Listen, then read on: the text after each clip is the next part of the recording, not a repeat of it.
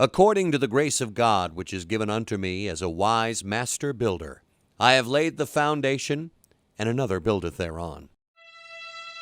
Brother Hyles said, I am a voice set apart to proclaim the good news to a world starving for hope. Before the foundations of the world, our omniscient Lord scaled the constraints of time to hear a chorus of voices, vast in scope, yet singular in message, heralding far and wide the glorious gospel of Jesus Christ. Assembling voices has always been God's pattern, and if lives are to be built on the message of these voices, they must have a gathering place. America's only hope, the world's only hope, is still preached from the pulpits of the local church. And First Baptist Church of Hammond, the old church downtown, has been uniquely blessed as gathering places go. Looking back 118 years to its origins, one might not think so. Brother Allen Hill of Jennings County, Indiana, founded First Baptist Church in August of 1887. As Brother Hill sought support for this endeavor, he was deterred by his own choir of naysayers, among them the Indiana Baptist Association. They said the depravity and lawlessness of Hammond disqualified it from any investment potential. The Chicago Baptist Association chimed in with a similar sour note. Fortunately, God had the last word. The first Sunday school met in the garret of the Morton House, a railroad hotel that once stood on what today is Willow Court. Soon thereafter, Brother Hill laid the foundation for this new church of 12 members to seek its first permanent pastor. On May 5, 1888, B.P. Hewitt of Galesburg, Michigan was voted in, who went on to serve as pastor of First Baptist Church for 5 years. The church grew, and more spacious accommodations were needed. As always, the Lord provided. The congregation was soon moved to the Home and Opera House in what now is the downtown area of Hammond. In 1888, a simple frame building was erected at 324 Sibley Street in Hammond at a cost of $2,358. By the turn of the century, God's blessings continued to bring with them a special kind of problem: more congregation than a modest auditorium would allow. The year was 1900, and Pastor Edward T. Carter had just been voted in as pastor.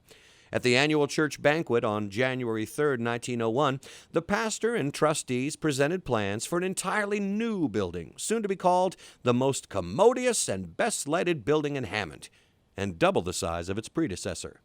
As the church grew, America changed. 1906 saw the founding of the Hammond Times, and First Baptist Church of Hammond continued to thrive.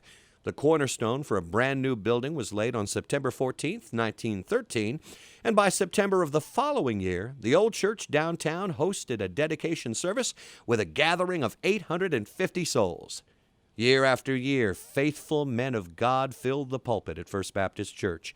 Among them, Pastor Floyd H. Adams, Pastor R.D. Licklider, Dr. T. Leonard Lewis, Dr. Owen Miller. Some tenures were brief, others longer, but all were critical as a great ministry was fashioned in the Lord's hands. In 1959, First Baptist Church entered a new era, calling Jack Frazier Hyles, who had been pastoring the Miller Road Baptist Church, a very successful work in Garland, Texas.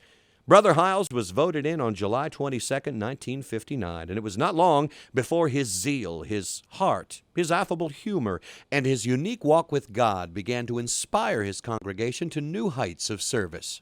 Under Brother Hyles' leadership, God prospered First Baptist Church in an unprecedented manner.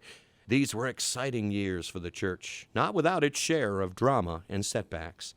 A new auditorium, Miller Hall, with seating for 1,900, was opened in 1964. In the weeks following the new structure's dedication, the auditorium that was home for 51 years was destroyed by arson. Undaunted, Brother Hyles pressed ahead with the vision that the Lord had given him.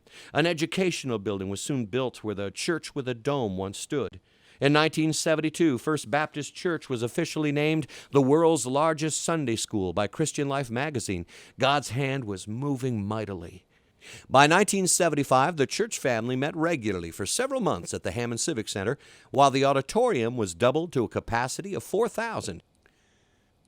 As the church buses rolled, the church continued to grow. Chicago, the country, and the world began to hear about this church with a heart. And many thousands were being saved and baptized each year in record numbers. In 1981 and again in 1984, upgrades brought additional seating inside. 2 balconies were extended and a mezzanine added. 2-way mirrors in the hallways were also added.